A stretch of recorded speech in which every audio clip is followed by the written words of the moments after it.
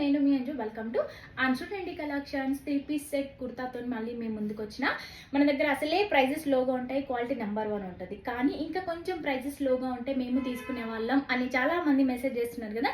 వాళ్ళందరినీ బాధ పెట్టకుండా ఉండడం కోసం మంచి బడ్జెట్ ఫ్రెండ్లీలో అయితే తీసుకొచ్చిన. 820 రూపీస్ అండ్ ఫ్రీ షిప్పింగ్ ఉంటుంది.